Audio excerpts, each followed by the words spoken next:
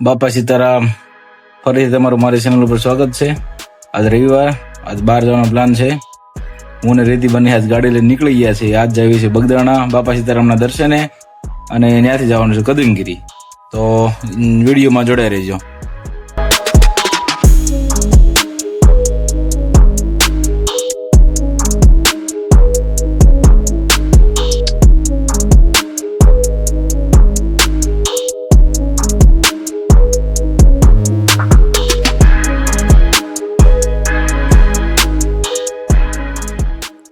Ready છે ને આજ બહુ ખુશ છે. કેટલા દિવસથી કહેતી હતી ક્યાંક લઈ જાઓ, ક્યાંક લઈ જાઓ, ક્યાંક લઈ જાઓ, બહાર લઈ જાઓ, બહાર લઈ જાઓ. એટલે આજે એમ થયું આનો આજ લઈ જ જાવી આને. મેં એવું સાંભળ્યું છે આ પેટ્રોલ પંપ વાળા બહુ માથા પાડે છે. હમણાં થોડાક દી પહેલા તે ન્યૂઝમાં આવ્યું હતું, એટલે આપણે સાઈડમાંથી સરકી નીકળી ગયા, કારણ કે આવડા તો માથા ભારે છે. આગળ ગયા તો તળાજાનો ડુંગર દેખાણો, એ સુંદર નજારો ચોમાસામાં. આજુબાજુનો તમે નજારો જોવો, માંડવી વાવેલી જો બાજુમાં. નજારો જોવો, એવો નજારો છે એવું લાગે આજુબાજુમાં કુદરતની સોળે કળાઓ ખીલી ઉઠેલી છે. આગળ થોડેક હાલ્યા માળી કે બાપા સીતારામ સુધી લઈ જવાની કે બગદાણા જવું છે કે ત્યાં શું કરો છો કે ભીખ માંગીએ છીએ બેટા, શું કરીએ છીએ.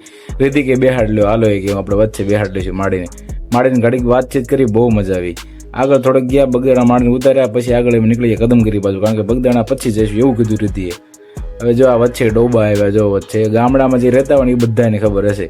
કોને કોને ડોબા છે કોમેન્ટ કરજો. અમારે છે 3-4 જેવા. નજારો તમે જોવો આજુબાજુનો. હંમેશા વરસાદ ચોમાસામાં એકવાર તો કદમગીરી આવવું જ પડે હો ભાઈ.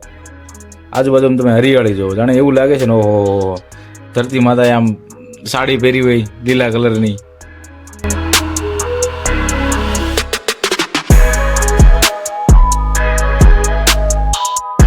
બહાર નીકળવી ફોટા ન પડે એવું બને, પછી વચ્ચે એવું બધે મસ્ત ફોટા પડે. નથી આગળ નીકળી ગયા કદમગીરીના રસ્તા ઉપર. ઓ કદમગીરીનો વ્યૂ તો જો દેખાય, એક નંબર.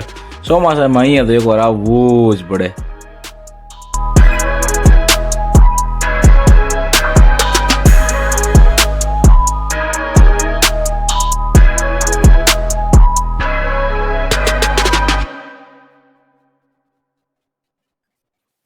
રીતિ ઘડી વળી કે મને લ્યો કેમેરામાં, મને કેમેરામાં લ્યો, મને લ્યો કેમેરામાં. હા લો તને લઈ જારો. એટલે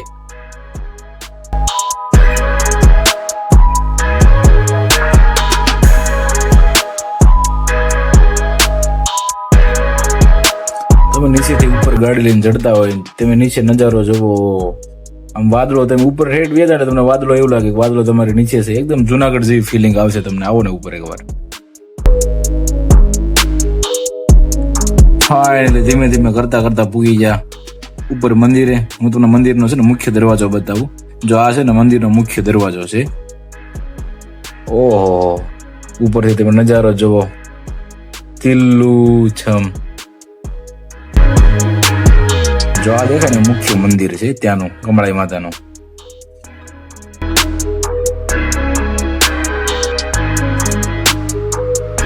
આજુબાજુમાં અને ત્યાં સ્કૂલોનો પ્રવાસ વાળા છે ને બાળકો લઈને આવે. જો આજુબાજુ સ્કૂલો વાળા.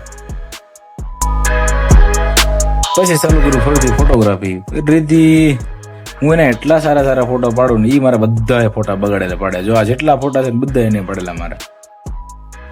ત્યાં ઉપર છે ને 2 રસ્તાઓ છે. એક તમે બાઇક લઈને જઈ શકો ને, એક આ સીડીએથી. જો આ રસ્તો છે ને સીડીએથી આવે, નીચેથી સીડીએથી બહુ મજા આવે છે. આવો તો બાઇક લઈને ન આવતા, સીડીએથી આવજો હાલીને, બહુ મજા આવશે તમને.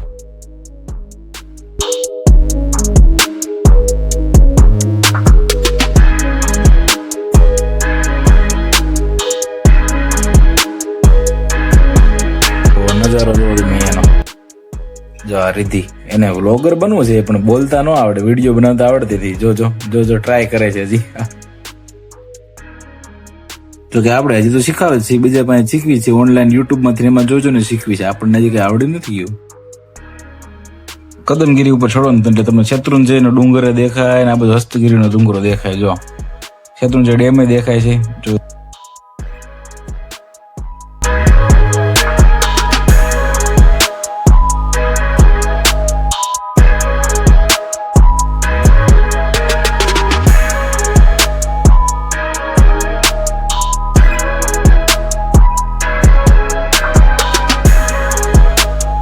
દર્શન પૂરા કરીને પાછા નીકળી ગયા રિટર્નમાં, કારણ કે હજી જવાનું બગદાણા. બગદાણાથી લગભગ હજી 20-25 જેવું કિલોમીટર થાય, એટલે બગદાણા જવાના, દર્શન કરવાના ત્યાં જઈને પછી ત્યાંથી ભગોડા બાજુ પ્લાન છે, જો ટાઈમ રહે તો.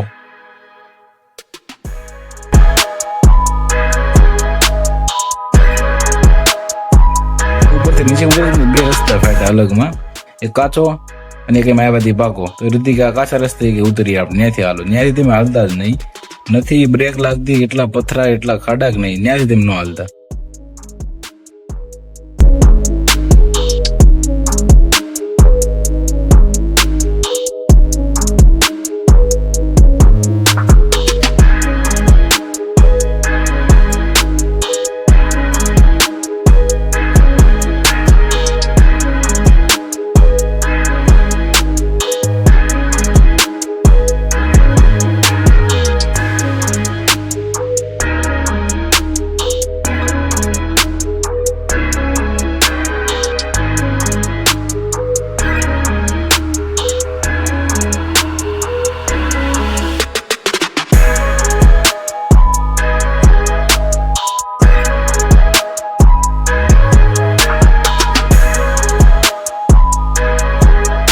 પછી નીકળી ગયા બગદાણા બાજુ અમે, અને ફાઇનલ પૂગી ગયા બગદાણા. બગદાણા પૂગ્યા એટલે ફોટોગ્રાફી ચાલુ કર્યું, અને અંદર જેવા એન્ટ્રી છે ને એવી, ઓહો, બગદાણા જેવી મજા નહીં, એટલી શાંતિ ને અંદરથી એમ થઈ ગયું ને હાશ, રિદ્ધિ પહેલી વાર બગદાણા જો કે આવી, એટલી ખુશ થઈ ગઈ કે વાત ન પૂછો. ત્યાં થોડું ફોટોગ્રાફી કર્યું, બાપાના દર્શન કર્યા ઉપર જઈને. ઉપર જો કે બાપાના અંદર જવાનું છે જ્યાં મેન, ત્યાં તો દર્શન કરવા જઈએ ત્યાં આપણને એલાઉડ કરતા નથી, ફોટોગ્રાફી ને એવું બંધ છે, એટલે ઉપર આપણે લઈને ગયા, પણ નીચે બહુ સારા એવો ફોટા પડ્યા આપણે યાદી માટે. ગમે ને જાવ એટલે ફોટા તો પડવા જ જોઈએ, કારણ કે યાદી તમારી જોડે રહે કે તમે અહીંયા ભવિષ્યમાં ગયા હતા.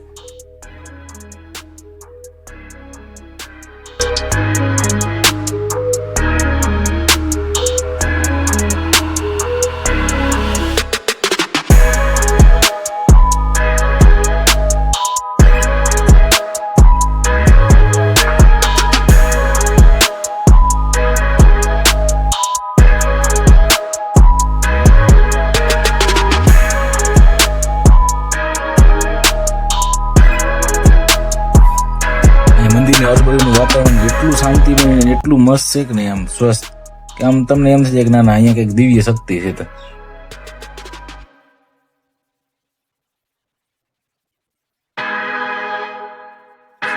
પછી બાપાની ગાડી પાછળ પડેલી છે ને ફોટોગ્રાફી થોડી વાર કરી, પછી પ્રસાદી લેવા માટે વહી ગયા આપણે.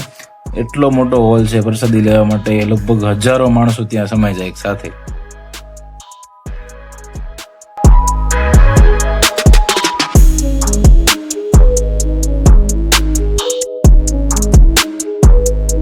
ભાઈઓ બહેનો અલગ અલગ છે, પેલી સામેની સાઈડ ભાઈઓ બહેનો છે ને આ સાઈડ ભાઈઓ છે.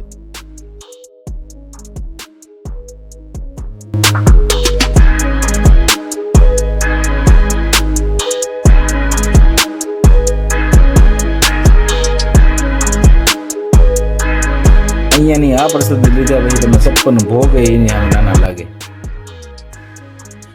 પ્રસાદી લીધા પછી નીકળી ગયા અમે દેગવાડા ગામ બાજુ ને, એક મિત્રને મળવાનું હતું, મિત્રને મળીને પછી નીકળી ગયા અમે તળાજા સાઈડ થઈને ભાવનગર.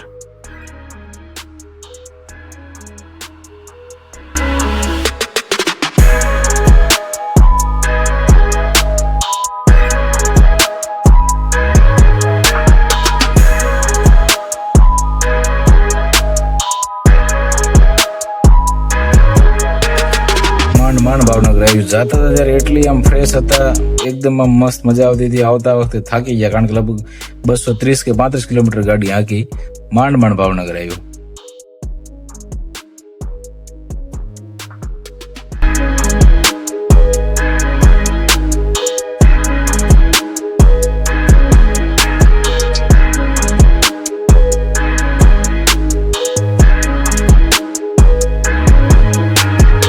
બસો 35 કિલોમીટર જેવી ગાડી આગી, ક્યાંય વચ્ચે વરસાદ ન આવ્યો. ભાવનગર અંદર ની આવતા જ 1 કિલોમીટર ઘરે પૂગવાનું બાકી, વરસાદ થયો, ચાલો ને પલાળી દીધા.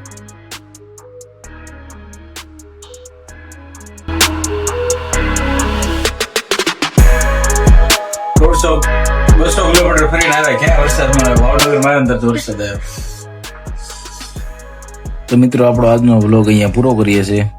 વ્લોગ તમને કેવો લાગ્યો મને જરૂર કહેજો. જો તમને વ્લોગ ગમ્યો હોય તો લાઈક કરજો, શેર કરજો અને સબસ્ક્રાઇબ કરવાનું ભૂલતા નહીં. અને હવે નવા વ્લોગ માટે આપણે બહુ જલ્દી મળીશું. બાપા સીતારામ.